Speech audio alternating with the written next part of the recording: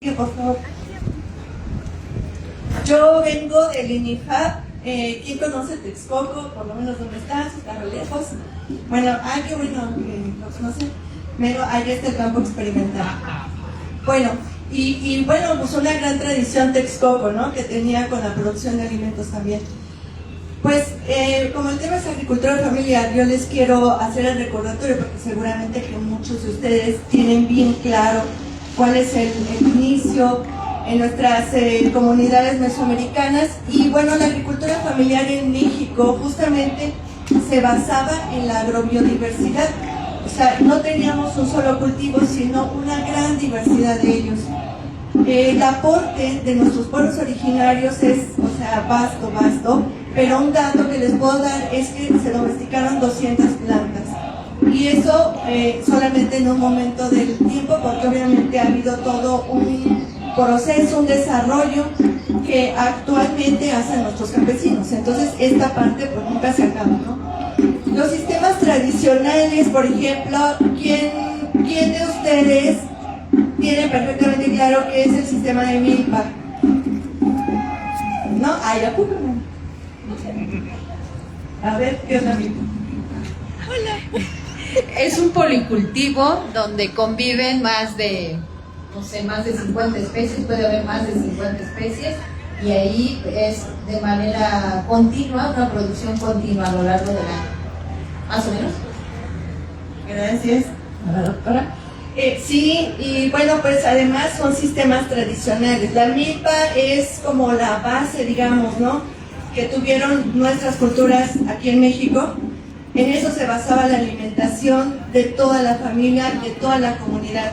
Una milpa que se sustenta por ¿qué cultivo? Maíz. Así como gritaron hace rato. Maíz.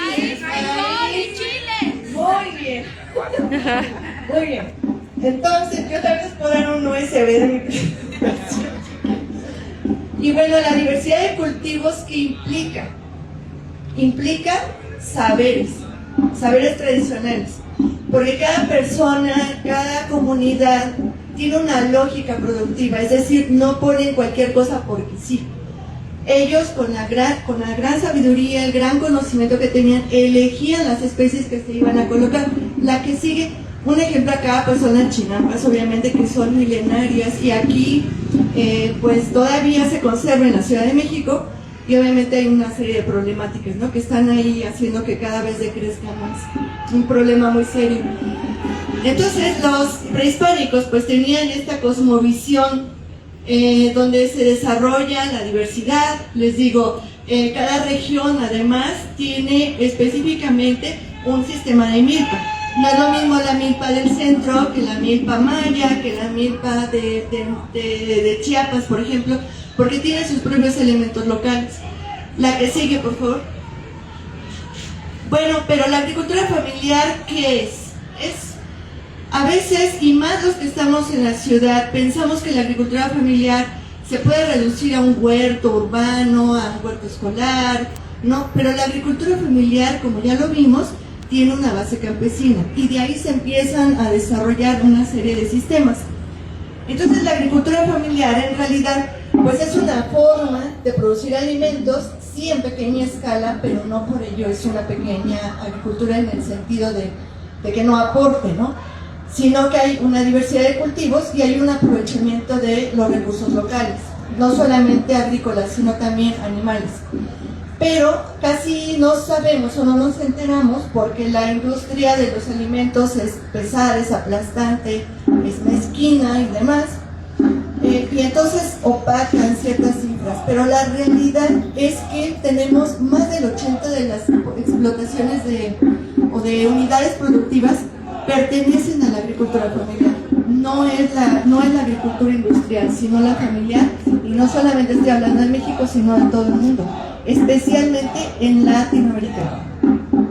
¿Cuál es el propósito de estas unidades? Pues producir alimentos para toda la familia durante todo el año. La que sigue, por favor. Pues vemos que entonces no solamente basta producir un montón de elementos, sino que escojamos los que son muy nutritivos. Entonces, bueno, en esta infografía, que no la van a ver tan clara, pero aquí es una infografía de qué comían los pueblos de América. Entonces tenemos alimentos desde origen vegetal, como ya lo dijeron muy animosamente, maíz, frijol, calabaza, chiles, frutas.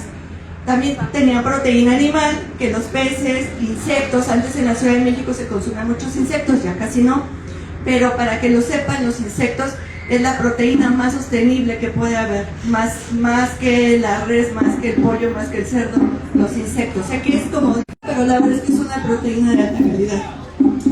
Y bueno, estos alimentos se preparaban mediante técnicas tradicionales y daban origen a una amplia variedad de platillos. Esto es lo que nos ha dado la diversidad gastronómica que tenemos en nuestro país.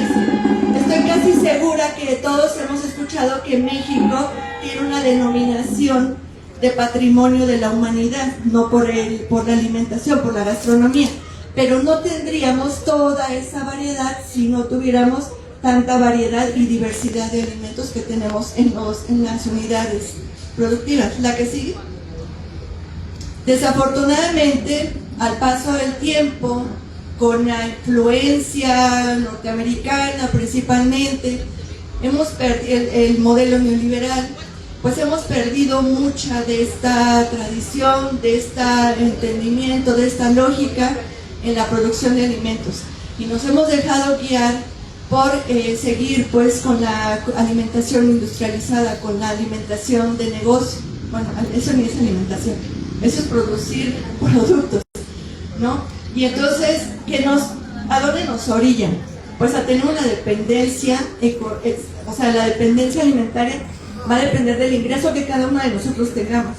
Tenemos dinero, podemos comprar comida. No tenemos dinero, no comemos. Y esto es muy grave, porque entonces, si nosotros nos ubicamos en la época prehispánica, donde todas las personas tenían alimentos, entonces lo que hemos perdido es control de nuestra alimentación. En México se ha perdido el control de la alimentación. Hay que recordar que en algún tiempo México era autosustentable en cuanto a alimentos. Hoy no lo es, y es muy grave eso, porque entonces como país dependemos también de las importaciones que se logren hacer, y nosotros vamos perdiendo este control de la alimentación. No es que en su azotea vayan a tener todos los elementos, ¿no?, para comer, pero es el sentido de que vayamos poco a poco entendiendo esto. ¿Se acuerdan del COVID, cómo nos fue? Aparte de la cuestión de salud, digamos, también vimos fracturadas las cadenas de alimentos, ¿no? Y yo me acuerdo en el instituto, porque ahí tenemos un módulo de agricultura familiar, y damos cursos, y enseñamos cómo producir, y enseñamos qué elementos se pueden incorporar. Y en la pandemia, nosotras no nos detuvimos, somos un grupo de investigadores y yo. Entonces, ¿por qué? Porque la gente, a pesar de que estábamos en cuarentena, quería aprender así como de, mañana, enséñame cómo producir alimentos, ¿no? Pero es una realidad. O sea, la gente estaba preocupada porque no, o sea, los alimentos estaban caros, les empezó a preocupar su salud. Entonces empezaron a ver que esto de producir alimentos y de que uno tuviera esta capacidad de hacerlo, pues era muy importante. Entonces nosotras pues no descansamos con las medidas de seguridad, nosotras seguíamos apoyando a toda esa situación, incluso a dar alimentos, ¿no?, ahí en el campo experimental. Entonces la dependencia por ingreso pues sí está pues, muy gacho, ¿no? La que sigue, por favor.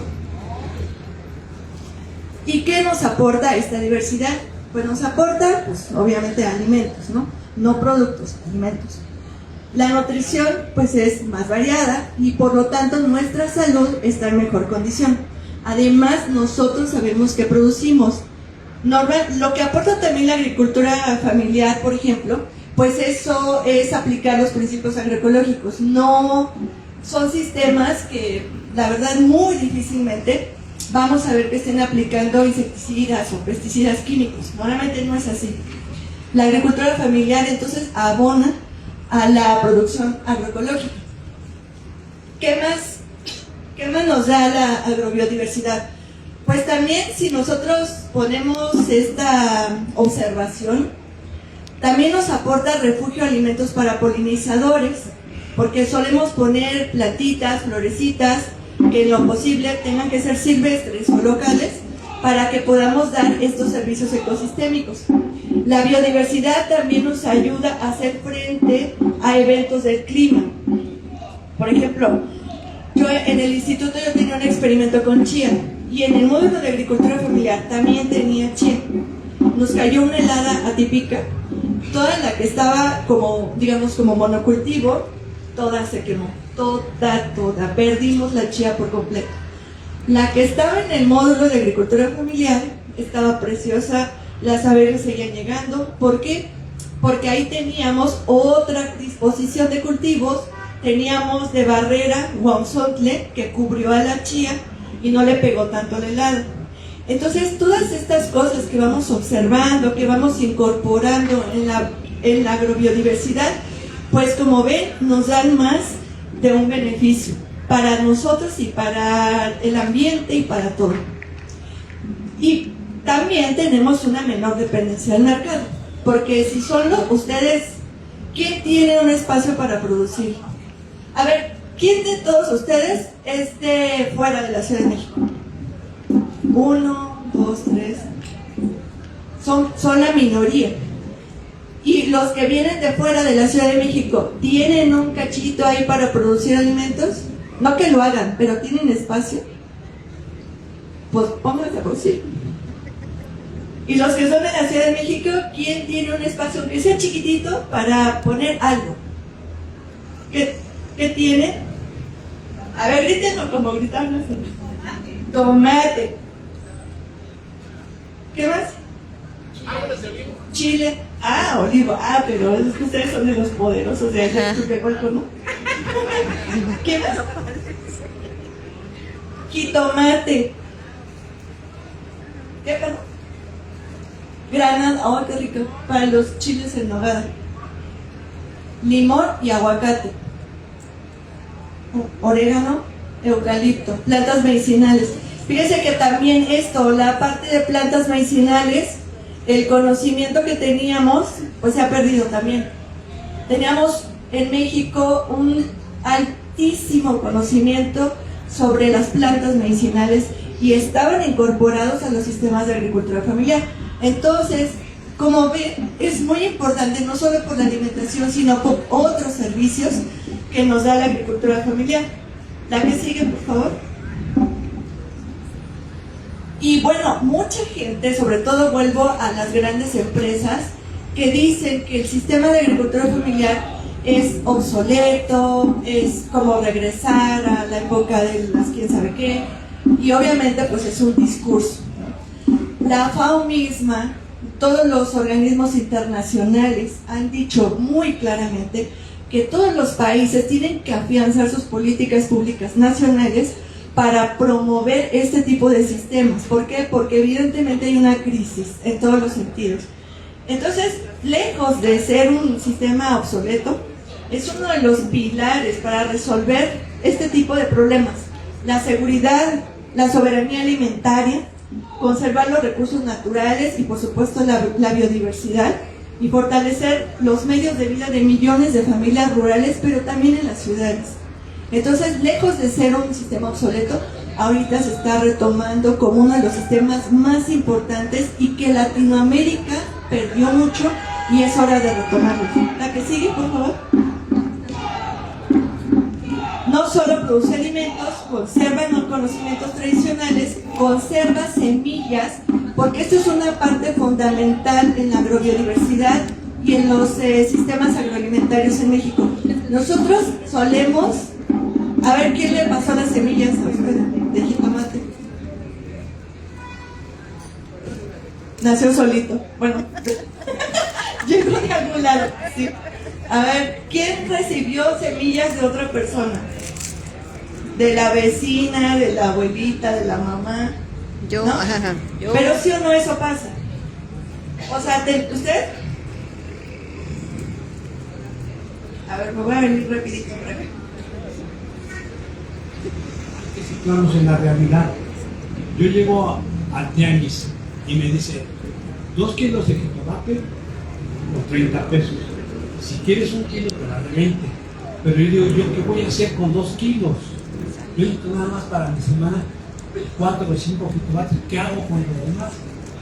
Ahí, por ejemplo, si yo sembrara, sería un problema porque además, por ejemplo, hay que salir a las 6:30 de la mañana a trabajar y regresar a las 11 de la noche por la necesidad. Ahora, un empresario dice, yo tengo que ganar dinero para pagar a mis trabajadores. ¿Qué están haciendo ahorita los muchachos que vienen aquí? Ellos están vendiendo, pero el dueño les paga y nosotros vamos, pero no compramos mucho. Sí. Sí, claro. Y esa parte es entendible totalmente, ¿no? O sea, todos entendemos que trabajamos, yo misma lo hago, ¿no? Trabajamos y sin embargo tendríamos que recordar que antes se hacía también. O sea, los elementos que nos quedan los podemos procesar y guardarlos para otro momento. En fin, hay más de una estrategia para que nosotros volvamos a tener el control de la alimentación, porque si no vamos a seguir dependiendo precisamente de lo que podamos comprar. Es complicado, la misma transformación de la sociedad, la misma transformación de nuestros modos de vida, que antes no eran estos, nos han obligado justo a lo que comenta el señor, ¿no? Y es muy cierto. Sin embargo, pues estos modelos está claro de lo que aportan, ¿no? La que sigue. Ya bueno, vamos a terminar. En la actualidad el amaranto, bueno, en los huertos frutales, en los huertos familiares normalmente encontramos chile, tomate, jitomate, árboles frutales, calabaza, cilantro, maíz, frijol. Pero la verdad es que yo he visto en los huertos familiares el amaranto no está puesto ahí. Y ya no les voy a decir mucho del amaranto porque estoy segura que lo han escuchado a lo largo del día. Pero el amaranto es un elemento clave, o debería de ser un elemento clave en la agricultura familiar. ¿La que sigue?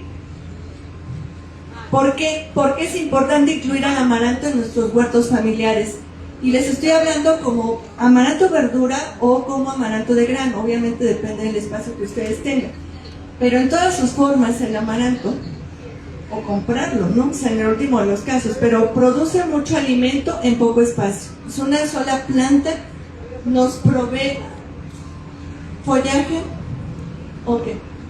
Hace mucha raíz, sí, pero sobre todo porque produce mucho alimento. Una panoja nos da un montón de semilla, es altamente nutritivo, muy nutritivo. Es una especie muy tolerante a condiciones adversas. Por ejemplo, la sequía es una de ellas.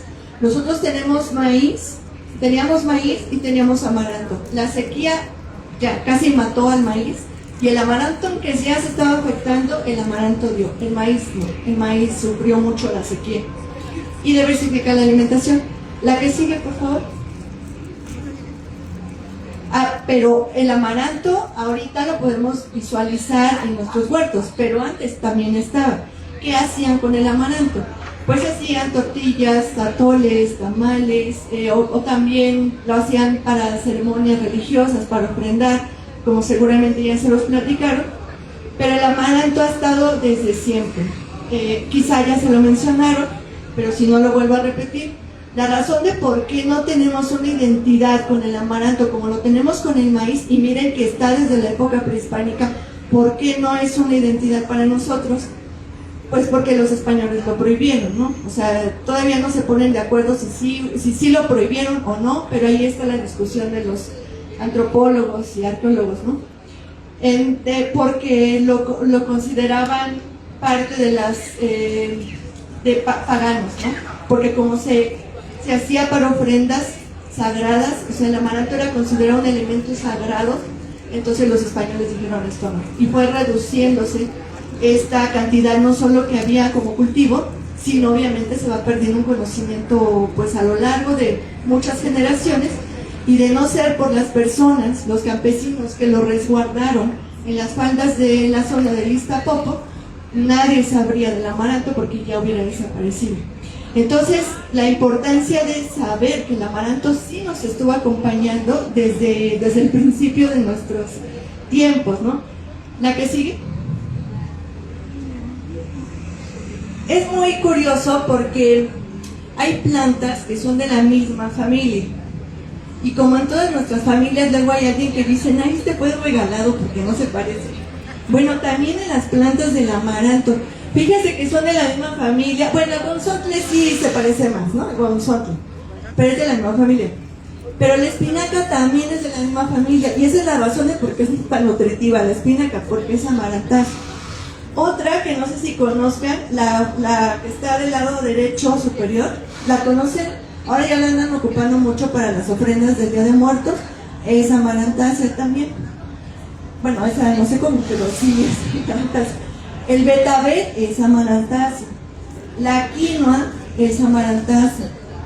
Entonces, la familia es amarantácea y están todas estas especies. Bueno, obviamente hay muchas más, pero se las pongo aquí porque casi no las relacionamos que sean parientes, ¿no? De hecho, el guauzontle y la quinoa son más emparentados. Si ustedes están gastando un montón en comprar quinoa, porque ciertamente es muy nutritiva, pero no es de aquí, es de Sudamérica, pues compren guauzontle.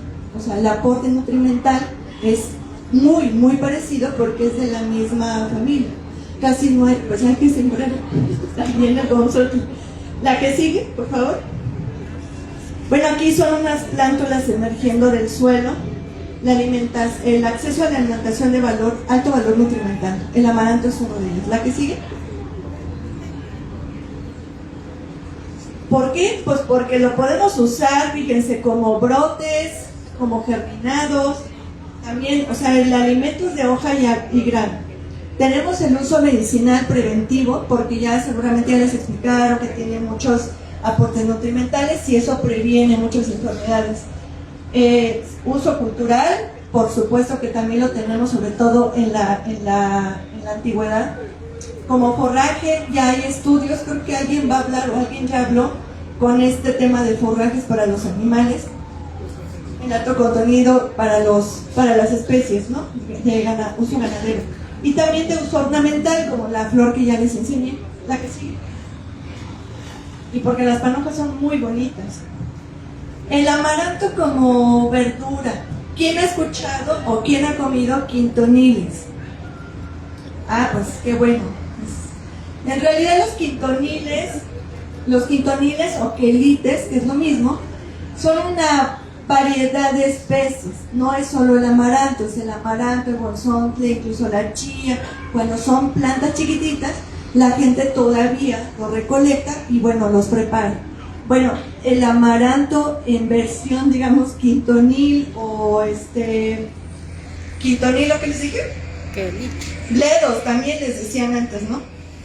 Hay un gran aporte nutrimental en el estado de hoja. Ahí nosotros les muestro, es un pedazo de tabique. Ahí nosotros lo tenemos en el módulo de agricultura familiar como amaranto verdura. Entonces todos los tabiques que están ahí los ponemos con amaranto verdura. La que sigue. Bueno, ya seguramente lo que ya han abordado, los quelites hervidos en agua, pues tienen alto contenido de fibra, betacaroteno, ácido ascórbico, hierro, es muy alto en hierro, en calcio también, niacina, fósforo y magnesio. ¿Qué es lo interesante del amaranto? Que el amaranto, si consideramos toda la planta, la tenemos comestible de un 50-80% de la planta. Eso no es algo que se vea tan común en los alimentos. Normalmente cortamos solo el fruto o el grano, pero en el amaranto ocupamos mucha de la planta. ¿La que sigue? Y miren, aquí quiero, o sea, obviamente está toda la tabla, pero quiero llamarles la atención para que vean, esto es el amaranto verdura, como quelite. El amaranto hace una aportación de proteína mayor que la espinaca, que hay que recordar que son de la misma familia, entonces más o menos es parecido, pero ya supera a otras especies, ¿no? Entonces el contenido de proteínas es importante porque además es una proteína de fácil digestión. Es una proteína que tiene muchos aminoácidos, casi todos, y por eso la proteína del amaranto puede decir con orgullo, y no todos los alimentos lo pueden decir, el amaranto tiene la proteína ideal, porque tiene todos los aminoácidos que nosotros necesitamos. Entonces es una proteína que le llaman golden. Por eso, porque tiene todos los aminoácidos que necesitamos. Y abajo, miren, la cantidad de calcio, que es de 267 gramos, supera por mucho a otros alimentos. Entonces, a las mujeres especialmente, desde que son niñas hasta la edad adulta, por esta cuestión de osteoporosis, yo les sugiero fuertemente consumir diario el amaranto, verdura o grano. Consúmala porque el contenido de calcio es muy alto. Y bueno, la niacina, que también es muy elevada, es un aminoácido también muy importante. La que sigue. Y ahora la parte del grano. Esto, lo que les enseñé es de quelite, este es de grano. El grano lo estoy comparando con cereales. El amaranto, hay que recordar que no es un cereal. No es un cereal. ¿Quién se lo puede? No es un cereal. Cereal es trigo, maíz, avena, arroz. El amaranto es un grano, pero no es un cereal. Y por eso es que el amaranto se utiliza para las personas que tienen intolerancia al gluten. ¿Por qué? Porque el amaranto, como no es un cereal, pues no tiene gluten. No tiene. Todos los demás sí tienen. Pero además, la proteína que tiene el amaranto es muy por encima, no solo en cantidad, sino en calidad, respecto a los que sí son cereales. Los cereales aportan otras cosas, sí, aportan un poquito de proteína, pero su proteína no es tan chida, la verdad. La del amaranto sí. El calcio, también vean, la cantidad de calcio que tiene respecto a los demás es muy alta, y la cantidad de hierro incluso en el grano. En el quelite sería un poquito normal pensar que tiene un poco más de hierro, pero en amaranto también tiene un alto contenido de hierro. Entonces, bueno, hay muchas razones por las que consumir, ¿no? Algo muy sobresaliente del amaranto es que aporta escualeno. No sé si ustedes sepan, pero se utiliza todavía en cápsulas y todo, pero el escualeno lo sacan del aceite del hígado del tiburón. Aparte de que estamos haciendo ahí un daño a los tiburones que están ya también en crisis, pues resulta que el grano del amaranto tiene 8% más de escualeno que el hígado de tiburón. Entonces, pues mejor hay que comer amaranto. La que sigue. Esto es un amaranto en policultivos, ahí en el INIFAP. El amaranto está hasta la izquierda, casi no se ve, pero ahí está. La que sigue. Ahí sí se ve. Amaranto variedad Nutrisol. Es una variedad del INIFAP. Y ahí se tiene en el módulo de agricultura familiar, conviviendo en un sistema de policultivo. La que sigue. La vinculación que hacemos desde la agricultura familiar con las personas, con los niños, con las comunidades en Texcoco, en la montaña. La que sigue. Y ahí colocamos un módulo de agricultura familiar en Huizcazán, una comunidad indígena de Huichapan, pero ellos tienen la planta de procesamiento del amaranto. Ellos tenían un comedor comunitario y entonces fuimos para allá para poner este huerto para que ellos pudieran proveer de sus alimentos en el huerto. Por supuesto tienen amaranto. ¿A qué sigue? Pues la conclusión es que el amaranto es especial porque no es un alimento de alto valor nutrimental, conserva la biodiversidad o es parte de la biodiversidad, fortalece la soberanía alimentaria, rescata el patrimonio biocultural de México y se puede colocar en cualquier traspatio. La que sigue.